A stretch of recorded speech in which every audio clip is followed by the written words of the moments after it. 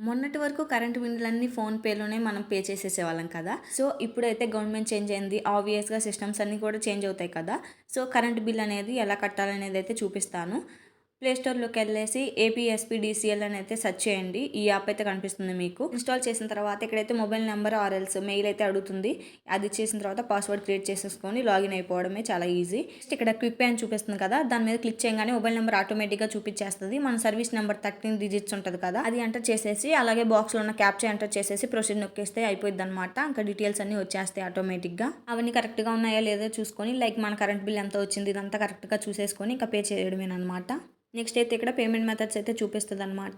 UPI ద్వారా అయినా pay చేయొచ్చు. లేదంటే ఉంటాయి కదండీ క్రెడిట్ కార్డు, డెబిట్ కార్డు ఇట్లాగా వీటి ద్వారా అయినా సరే చేయొచ్చనమాట. నేనైతే యూపీఐ ద్వారా స్క్రీన్‌షాట్ తీసేసుకొని ఫోన్‌పేలోకెళ్ళిపోయాను. ఫోన్‌పేలోకెళ్ళేసి స్కాన్ చేసేసుకొని స్కానర్‌ని పే చేసేసాననమాట. అయిపోయింది. నెక్స్ట్ యాప్‌లోకెళ్తే రిసిప్ట్ కూడా వచ్చేసిద్ది.